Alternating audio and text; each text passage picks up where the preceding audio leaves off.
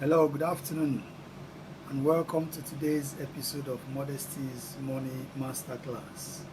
This is episode number 41, and I remain your man, Ikenna Ume Izudike, the director of Modesty Financial Consultants Limited, a financial consultancy firm based in Luton, United Kingdom. We specialize in mortgage advice, investment advice, financial consulting, financial counseling. So today we are going to continue on the series that we started a couple of weeks ago, where we've been talking about the essentials of family finance. And today is part 3 of that series on the essentials of family finance. So before we go ahead, just wanted to check on you to see how your weekend went and how your week has begun. How is it going so far? I hope all is well, and if you're alive and you're listening to this and you're able to understand what I'm saying, hey, be grateful. Okay, we live in very uncertain times where the word gratitude has never been more important than this time. I mean, if you're not grateful for the life you live now, I don't know when you are going to be grateful for the life that you live now.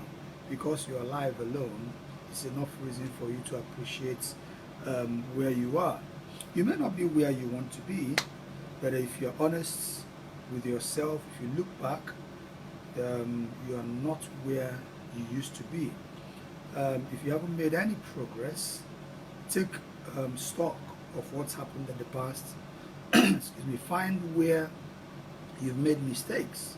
Seek help if you need to seek help, and then apply those measures to those areas where you've fallen short in the past, and try and make some progress. And no matter how small the progress is, celebrate it, appreciate it, move on. And those gradual steps you're taking to correct these mistakes of the past will eventually turn into monumental achievements for you by the time you aggregate all of it. Now, quit blaming people for the situation you find yourself in. Start taking responsibility, more responsibilities of your actions, than trying to look for who is responsible for what you're going through, or who is responsible for the things that you're not comfortable with. All right? When you start taking more responsibility, you start becoming more responsible about decisions that you make. All right? So that's me being preached this morning. And I hope that sinks in well. So today we are going to be talking about savings as it relates to family finance. This is a very, very critical part of family finance that you need to pay serious attention to. Because to be honest with you, it is not something that a lot of people enjoy doing. Hi Uche, good afternoon. Thanks for coming on. Hello. Yeah, it's not something that a lot of people enjoy doing, simply because it requires a lot of discipline. It requires a lot of commitment for you to build a savings culture. And why I say a savings culture is because it has to become cultural for you to make any sense, and for you to derive any value and any joy from it. Okay? So, in the context of family finance, savings is pivotal to how far that family want to move on or move with their finances. Now, if you bring savings into the family equation, it is the first bold step that every family has to take towards their future financial security.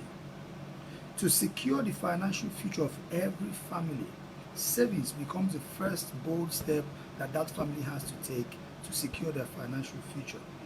If you do not take that first bold step of savings, you're wasting your time, because if you don't build that culture of putting aside something from the household income, setting it aside for some futuristic purposes, are you going to spend everything you're making in the family, and then what happens tomorrow? If somebody in the family loses their job, if there's an emergency situation that needs to be taken care of, and then you remember that as time goes by, the strength that you people have in that family to make money will begin to dwindle. You're not as energetic as you used to be 10 years ago now. So 10 years from now as well, you will not be as energetic as you are now in terms of trying to make a living. Some of the things you used to do 10 years ago, you can no longer do them now if it's physically demanding. Some of the things you are doing now, you may not be able to do them 10 years from now. And if you look back at 10 years ago, if you started doing what you're doing now, if you started saving now, 10 years later, look back 10 years, you'll be proud of what you've done. And if you haven't done it 10 years ago and you were in a position to do it, look back 10 years ago, you realize that you regret not starting it sooner than 10 years ago. But then it is never too late to start making amends for those things that you think you could have done any sooner. The moment you realize that it's worth doing, get on with it. Stop wasting time about that. Right? So when we talk about savings in the context of family finance, it's very pivotal, it's very important. It is the key aspect of moving the family finance forward. In the last two episodes, we talked about the income, which is where the actual savings will come from. We talked about budgeting in terms of expenditures and all that, making sure you do not spend more than what you earn. And now savings is part of that strategy of not spending more than what you earn. Because if you can set aside some part of the household income into a savings account or into an investment account as part of your savings, then you have ensured that you are not spending more than what you earn. And I keep hammering on it. If you're spending more than what you earn, you will never, ever, ever become wealthy. Forget about becoming wealthy if you're spending more than what you earn. If you're earning £2,000 and you have £1,000 credit card and you spend that £1,000 credit card every now and then on top of the £2,000 you're earning, hey, you're doing yourself a whole lot of damage. But when you begin to save, savings means that I earn £2,000 every month, and I'm going to be putting aside a certain percentage of that amount every time I save, every time I earn. And I'm going to be living on the remaining percentage of that amount. Now, I have always recommended, as a beginner, you might want to start with saving 10% of whatever you earn. Now, that is on personal level. But then when we come into the family finance, I will discuss as a household finance. Whatever the household finance is, if there are two of you working in that family earning money, you can decide to be saving 10% of the total household income into a savings account. Now, I have had that question a couple of times. People have asked me, if in a family, is it better to save individually or to open a joint savings account where we'll be putting our savings to make sure that everybody is seeing what we are saving? Now, I do not have a straightforward answer to that question. But I want you to consider a few things before you make the decision on whether you want to keep the savings individual or whether you want to put them in a joint savings account, want to open a joint savings account. And before you decide, for example, here in the UK or in the West, if you open a joint account, whether it's a joint savings account or a joint account with someone, it becomes a financial association with that person. Okay? So you are financially associated to this person. You are kind of financially conjoined with this person. Yeah. So on your credit report, it will be showing that there is a financial association with this person. So you may want to consider whether it will have any negative effects on your credit rating, on your credit profile, by having a joint account with this person, whether it's going to negatively affect your own credit profile. Yeah, sometimes you come into a family and one of the parties have a poor credit rating, right? If one of the parties have a poor credit rating, you might want to protect the other party by not wanting to engage in any kind of financial association. Because the moment a financial association is established, if there is any credit application made by any of those parties, it affects both credit ratings. Your credit ratings go down, individually, because there is a financial association. It is assumed that you guys do things together. So if one person's credit rating is poor and you go into that venture jointly, it affects both credit rating and it could drag down both credit ratings. So sometimes people decide not to go into financial association just for that sole reason, because they do not want to dent the other party's credit rating. They want to preserve it. They want to keep it and make sure that that person's credit rating is fine for the sake of the family. But if everything is okay and both of you have fantastic credit ratings, you can decide to do a joint savings account if both parties are comfortable with it. You need to respect the other party's choice and decision. If they choose not to go into a joint savings account stuff with you, it's not that they do not want to have anything to do with you. It may have some personal reasons behind that. So you can sit down and talk that over and understand the perspective they are coming from and why they wouldn't want to do that. But in any case, whether it's an individual savings account or a joint savings account, the goal has to be the same thing. It is the family savings goal that matters. It is not the medium or the channel or the platform through which you carry that goal. Whether you do it through individual savings accounts or whether you do it through a joint savings account, it doesn't really matter. What matters is that you both have sat down, or the family have sat down, to define their savings goal and to define their savings objective, and then they have set a plan to achieve that. And if they have decided, okay, 10% of our savings, 10% of our income will be saved. So if I save 10% of my income in my savings account, and say my wife or my partner saves 10% of her income in her savings account, in that household, that is the total savings in that household. And we are both committed to doing that for the sake of the family. Now, that is the family household savings. It does not stop you from pursuing your own personal or individual savings goal, because you can have as many savings accounts as possible. You can open different savings accounts for different purposes. Okay, say for example, you want to change your car in the next 12 months, and you want to save towards that, right? It's your individual choice of wanting to save towards buying a car. But for the family, you are trying to save for the family emergency fund, and you both have said, okay, family emergency fund, we need at least 6 months of our collective wages. So if the household income in that family is like £2,500 combined, it means you need to save £15,000 into a savings account for you to have an emergency fund ready for whenever you need it. So you now work out a plan and say, okay, how much do we need to save every month, and for how long before we hit our £15,000 target? So our emergency fund is £15,000, and we need to save this much every month to hit that £15,000 target. You may not hit the target in 1 year, you may not even hit it in 2 years, depending on how much you are earning. And then if you have a windfall and you want to save extra, you can save extra into that household savings account to hit the emergency savings target. And if there are 2 people in the family earning, hi Samuel, good afternoon, thanks for coming on, brother.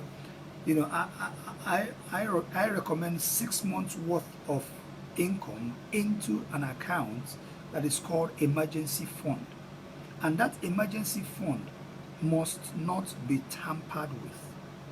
It is what it is, emergency. Only on emergency will you dip hands into it. I mean, sometimes boiler could break down in the household, and if you don't have a boiler insurance with your energy provider, you might have to cough out thousands of pounds to fix your household boiler. That's an emergency, because the home needs to be warm. You can dip hands into your emergency fund and sort out the boiler issue. And that boiler issue, once you dip hand and sort it out, start making up for that savings again into that household savings account, because that's a family emergency. Or, one of the parties in the family has a major car breakdown, And dipping hands into your income alone cannot carry fix it. It's something that requires an enormous amount of money. Because there's an emergency fund, that is an emergency. Because without that car, the family cannot function. No income can come in. That partner cannot go to work. A husband or wife cannot go to work to earn. You can dip hands in your emergency fund and sort that out. And then start, hi, the dawn, good afternoon. And start making up again for whatever you have taken. So whatever you have taken out of that emergency fund, make sure you are replacing it immediately as soon as possible. That you keep it going, you keep that savings culture going to make up for that. Okay? Sometimes some crazy hospital bills might just pop out of nowhere. And it might come at a time when financially you're earning. You don't have enough of your earnings to take care of that. If you've got emergency funds that you've built up over time, you can use that to take care of such emergencies, right? That is if you don't have health insurance. Hi John, good afternoon. That is if you don't have health insurance already. You can hear me mention insurance a couple of times, right? That tells you that there are certain things that you need to protect against. When you take out those protections, you're not only protecting your family, your family's financial future, you're also protecting your family's savings. There are some things you need to take out protection against so that you do not have to interrupt your savings culture when those things come up and when you need to fix them. If you have, say, a breakdown insurance and your car breaks down, and you can use your breakdown insurance to fix it, use it to fix it. If you have a boiler insurance or a boiler breaks down, you don't need to dip hands into your savings to fix it. If you have health insurance and your health breaks down and your health insurance can cover it, or critical illness cover can take care of it, you don't need to dip hands into your emergency fund. So that emergency remains what it is. Now the biggest emergency as well might even happen. One of you might lose your jobs, and for the next couple of months you need to live on something. What are you going to live on? If you haven't got emergency funds saved up for the family, you're going to struggle financially, because during the good times you failed to prepare for the bad times, and you cannot prepare for the bad times in the bad time. You can only prepare for the bad times in the good time. So during the good time, when your earnings and when your earnings are coming in constantly, try as much as possible to set something aside for the rainy day, because those emergency funds do not have to be in an investment account. No. Separate the savings from investment. Emergency funds will have to be in an account where you can easily access them. Because if they're in an investment account, number one, that fund might go down. The value of that fund might go down because an investment fluctuates. You can never guarantee, what investments will do or how they will behave, right? Secondly, investment accounts may not be immediately accessible. There might be processes and protocols involved before you can actually get money out of that investment.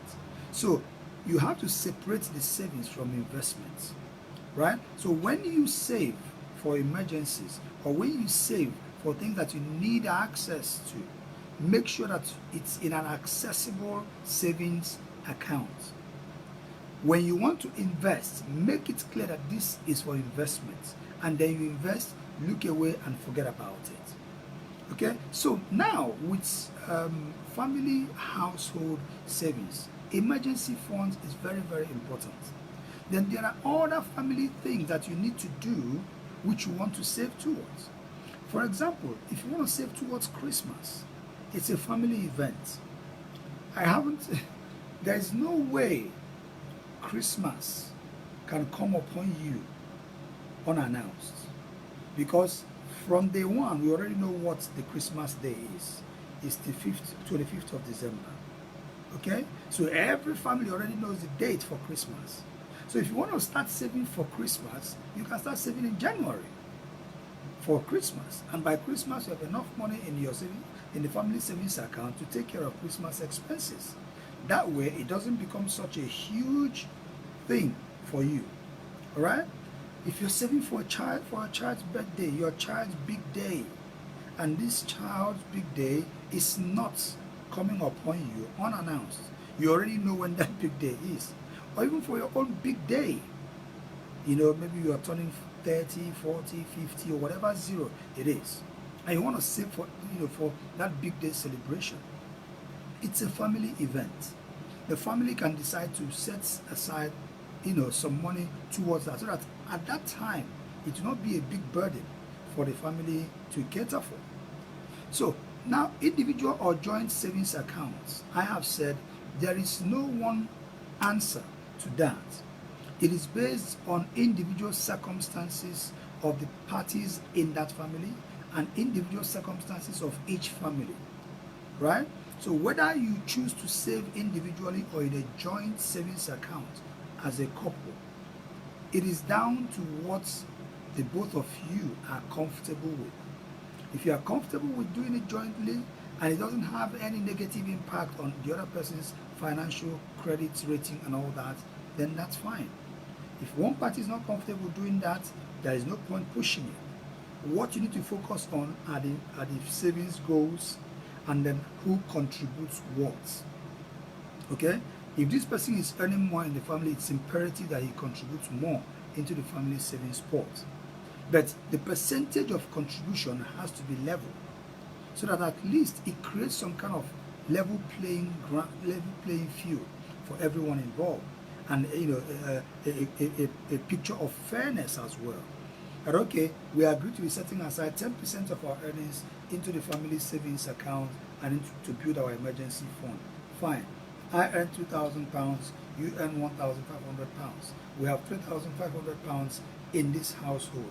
I'm going to put in aside £200 every month from my earnings. You're going to be setting aside £150 every month from your earnings, and together we can build £350 savings every month as a family and as a couple. Agreed? Yes. Start it. Right? Month 1, month 2, month 3, and once you build that culture, it becomes cultural. The other thing you need to do is to make sure that you live up to that promise. Make sure that those savings are automated. Automate your savings. As a family, automate it. You know, set up a standing order, set up a direct debit or whatever into that particular savings account. Every time you get paid, it goes up. Before you look at you, before you could even find out how much you are paid, the savings are gone. And make sure you automate it to come out of your account a day after you are paid, at most. If you know the day you are paid, if you're paid on the 28th, set it on the 29th. If you're paid on the 27th, set it on the 28th. Because that is your own earnings. That is your own wages. That's where you pay yourself. Okay? So the moment you get paid, pay yourself first as a family, and there it goes. Do not give yourself any chance to be tempted to tamper with that money. And now, if you are saving that money individually, it's important that every party to this agreement remains faithful to it. Okay? And there is nothing wrong in actually having access to each other's savings accounts, just to check on what's going on, just to check on how you're doing, you know, and holding each other to account. You're not trying to peep into this person's private or individual finance. I mean, if you are a family, you are a family. Okay, so I do not know whether there is any real danger in knowing much about the financial circumstances of your partner, also member of your family. If you are family and you're working towards the same goal, there is nothing wrong in having access to this person's, you know, say savings account, just to see how you're getting on. Hey, we decided to be saving this much. How are you getting on? That's fine. Hey, you're doing very well. Keep it up. I mean, it's just to encourage each other. It's not to keep, you know, it's not for you to become very nosy. It's not about being nosy. It's about just keeping tabs on each other, making sure that we are holding each other to account, and that the family goal remains the same. But even without those checks and balances, each party to that savings program and project should be faithful to it. You know, like you should be faithful to each other. You should be faithful to your savings project, because it's a project. It's something you've agreed to embark on. Okay, so you need to determine what is savings targets. Now, what are we actually saving towards? What's the purpose of this savings? Are we saving for a big day? Are we saving for our children's big day? Are we saving towards Christmas? Are we just building an emergency fund? You can save for different reasons, and you can split money into these different savings targets and savings pots. You can build an emergency fund savings. You can build a savings account for Christmas, savings account for birthday, savings account for wedding gifts. Maybe your best friend is wedding next year, and you already know the wedding date, and you're thinking of buying something, very, very nice for that your best friend. You can start now to save towards that, so that when the time comes, it doesn't become such a burden for you to get money and buy them that beautiful gift that you want to buy them. Or you want to change your car in 12 months time for the family. Yes, you want to change the family car in 12 months, then we can start saving towards that. So what are our savings goals? What are our savings targets? And how much do we need to commit to that every month to make that happen? You make that decision as a family, everybody keys into it, and everybody gets committed to it, right? Now, when you're saving as a family, it's important to set short, medium, and long-term savings goal. Now, the short-term savings goal, I have mentioned something like, say, anything that falls within 2 years, yeah, that's a short-term savings goal. Whatever you want to do in the next 1 or 2 years, right, you can start saving towards that as your short-term savings goal. Anything that goes between 2 and 4 years, I would say it's a medium. I don't want to extend it to up to 5 years. Between 2 and 4 years, if you want to do something between 2 and 4 years, I would say it's a medium-term goal. Maybe your child is going to high school in 4 years' time, and you want to save towards their school fees, in 4 years' time. It's a medium-term goal. You can save towards that, right, for 4 years, and you know that you're already committed. You know how much you're going to be spending on school fees towards that, and you start building that savings pot for that 4 years, right? Anything from 5 years upwards, I would say get an investment account. If it's up to 5 years and above, get an investment account. If you know you will not need that money for the next 5 years, get an investment account that is not too risky if you want to use it for a particular purpose. Because within 5 years, the investments can go up and down, but there might be a very good chance of it evening out and giving you some good, healthy returns. That after 5 years you can take, plus the returns, and then do what you want to do. And make sure that that investment becomes accessible in that 5 years or in the 5th year. All right? Then anything longer than 5 years, like I said, make it an investment. Because in the current economic circumstance, savings doesn't really give you that much of a return. So if you're going to save for that long, for as long as 5 years, you might as well make a decision to look for something that will give you good returns in 5 years. If you're going to deny yourself, access to that fund for 5 years, you might as well want to make it worth the wait. Don't just put money there and not take. So, but if it's less than 5 years, it means it's short and medium term thing. You can save towards that, not minding what the returns are, because you have a target, right?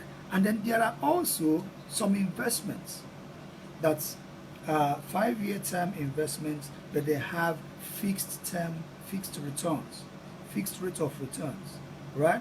So maybe bonds or some fixed rate investments that are 5 year term. You can put money into those fixed rate returns because you know that in the next 5 years I will be picking up this money plus 8% interest or 12% interest on top of it.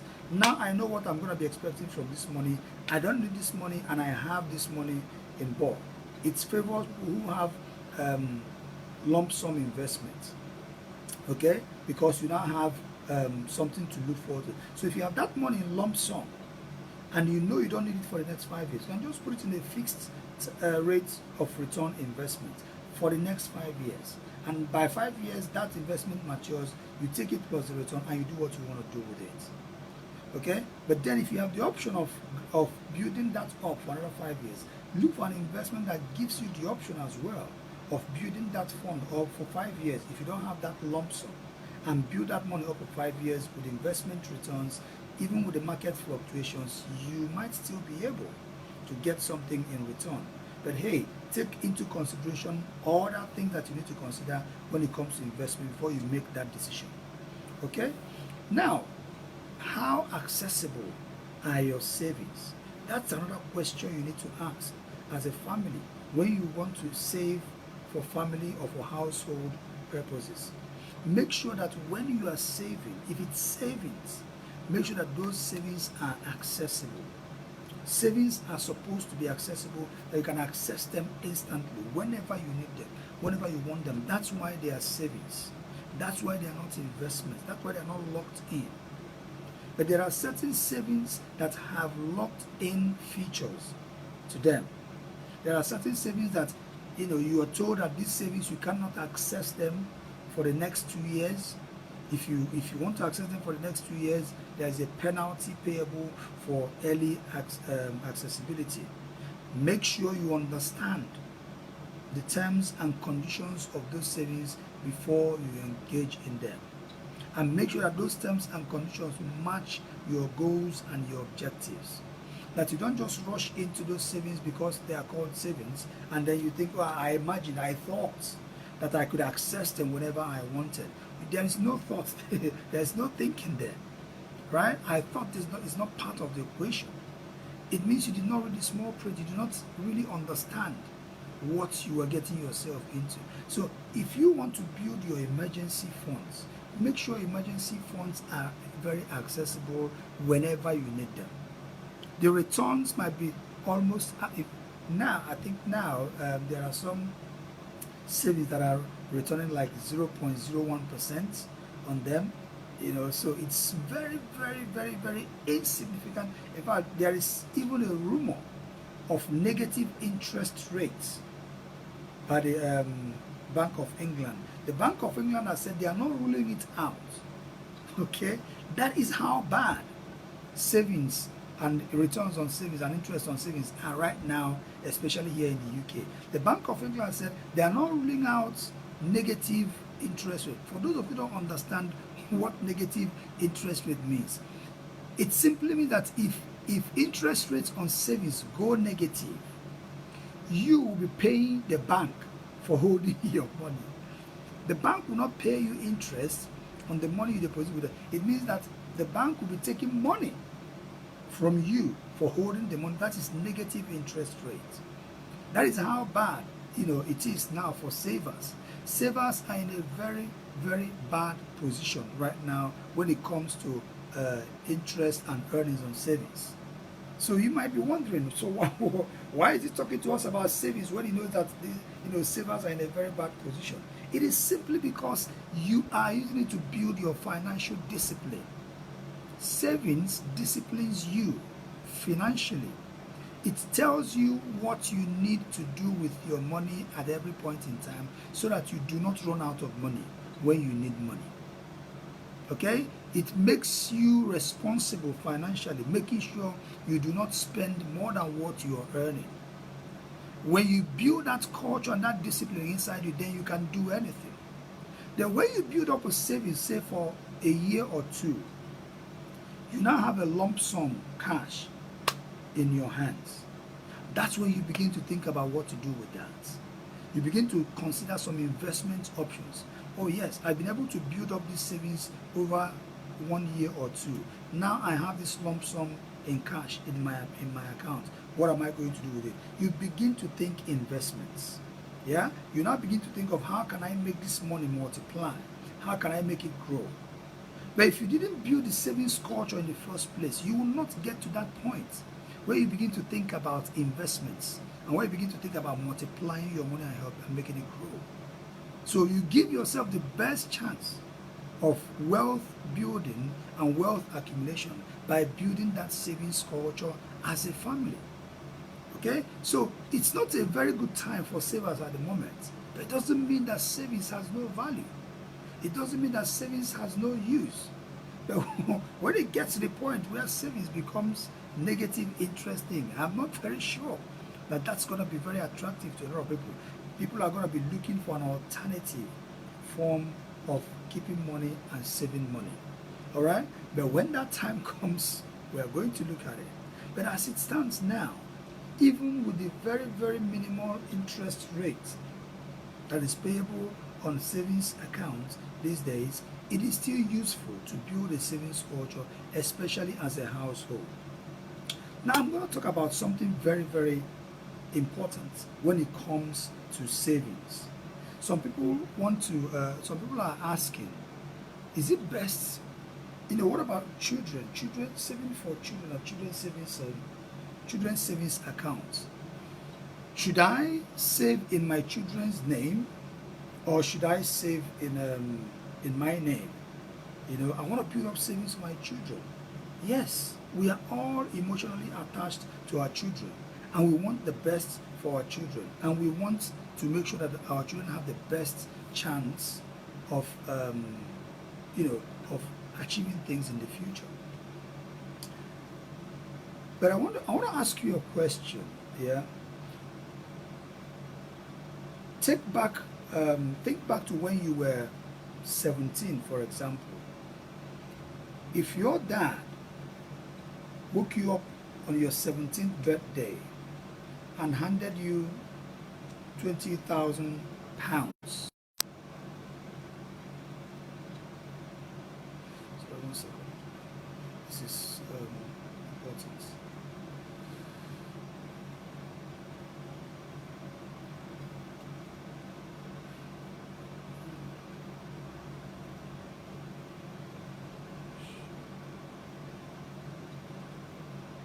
Hello?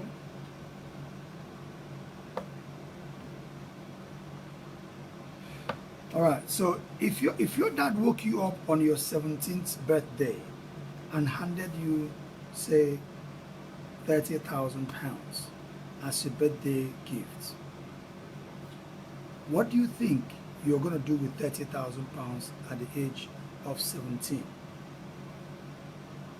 You will do what every 17-year-old does at that age, okay?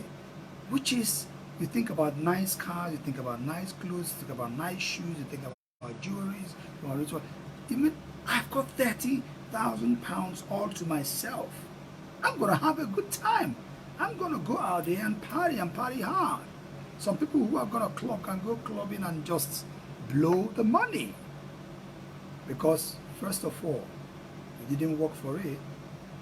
Secondly, you already tell yourself, I have lots of time ahead of me to think about other serious things. This is not the time to get serious. You always think you have time. Okay. Now, why I ask this question is, for some of us who are saying, yeah, I'm going to open an account in my child's name, I'm going to be putting money in that child's account, and when they are 18, I'm going to hand them that check and give them that money to start life with, and it becomes, such a wonderful gift from a wonderful dad. The thoughts, the intentions are perfectly brilliant. I mean, every parent wants the best for their children, and you are not wrong in doing that. But the reason I asked you to think about what you're going to do with such money at the age of 17 is for you to understand that the mentality of your child will not be any different from your mentality when they turn 17 or 18. And they have this pot of money which they can access. And once you open that account, they are the only ones who can access it when they are 18.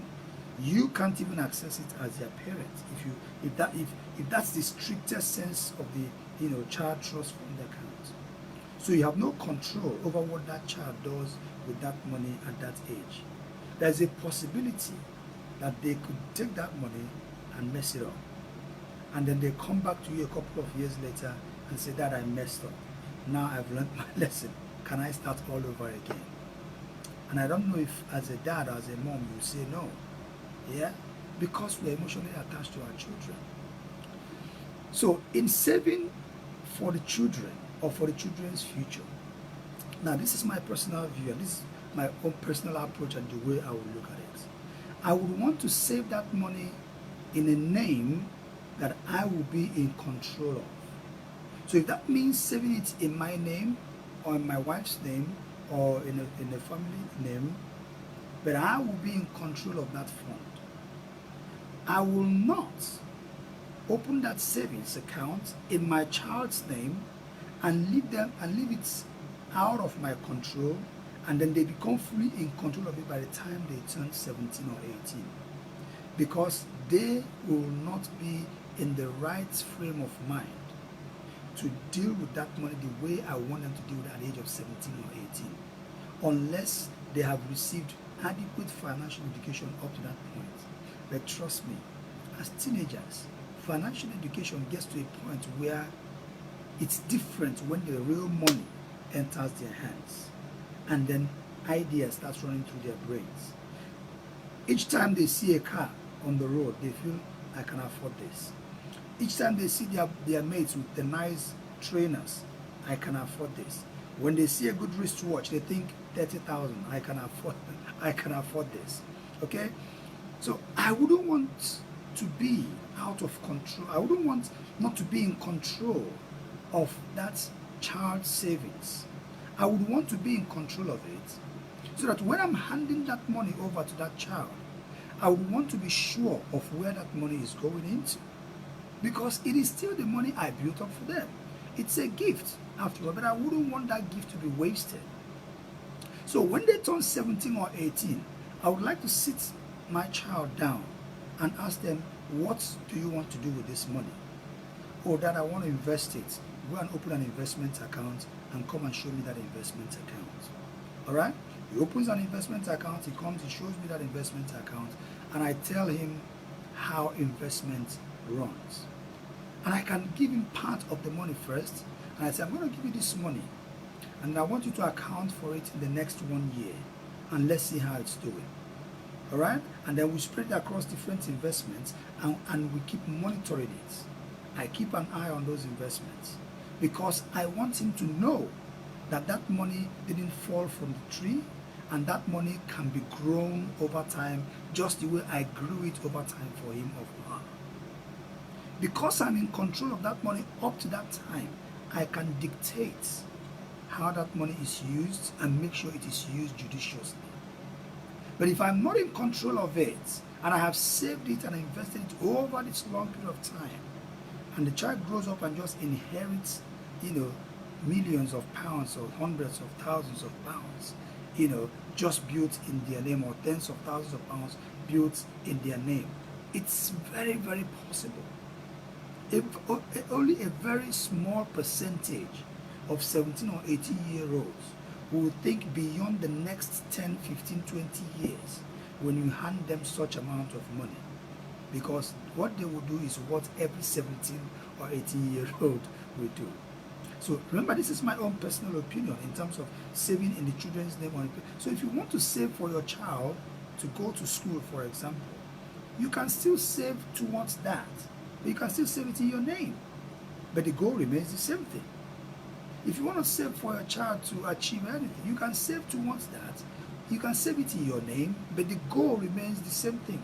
So you know that this is what you are saving for. You know that this is the purpose of those savings, and there is no point tampering with it, because it has your child's name written on it, even though it is saved in your name. Okay? So that's one way of, handling intergenerational savings. But hey, that's my personal opinion. If you feel that you can trust your child at the age of 17 or 18 and build that fund for them in their name, and you don't have control of it, and they will take control of it when they are 17 or 18, that's all right. Yeah, but I'm just telling you how I would do it personally, because control is very important when it comes to matters like this. Be in control, that's the key thing. Okay, so we've talked about building your emergency funds and automating your savings, and then finally, all you need to do when you have built all this process and these strategies in, you need to be faithful to the savings plan no matter what. right? Some people say, oh, I haven't made enough money this month, so there's no point saving. Because no matter how little you've made, the faithfulness you are showing to your savings culture is what conditions you, what molds you financially. Because the moment you start making excuses, excuses will not stop. They don't end. When you make excuses when you earn a little, you will make even more excuses when you earn more. Because when you earn more, you begin to create reasons why you shouldn't save more. So when you make less, fine, save less. When you make more, save more. If there is more income coming into the household, the both of you or the members of the family can sit down and decide, hey, I got promotion, I got promoted, I have more money coming in, so let's expand our horizon, let's enlarge our vision, let's increase our savings. Yeah, so you save more because you're earning more. And then it gives you more chance, more possibilities, more potentials for things that you can achieve financially in the future. And that is how to secure your family's financial future through savings. All right, folks, we're going to round it up here today. And thank you very much for being here. And thank you very much for listening and for watching. And if you've really enjoyed what we've done and what we're doing, please give us a thumbs up, give us a like, give us your comment, tell us how you feel. You can share this video and share it widely to whoever you think needs to see this or needs to hear this. And you can go to my YouTube channel. If you haven't subscribed, you're missing out. Just search Ike Music on YouTube. We've got loads of stuff on our YouTube channel that, the sessions you missed, both in mortgages and in finance masterclass. We upload them every now and then. Subscribe there so that whenever we upload any video, you'll be the first to know. And then if you need to watch, the catalogs that we have on YouTube, just get on there and have a field day. All right, I'll see you guys again on Wednesday when I come back for our Modesty's Mortgage Masterclass. And after that, I'll see you guys again next week Monday on Modesty's Money Masterclass, where we make efforts to improve your relationship with money. Take care, goodbye, stay safe, and stay blessed. Bye now.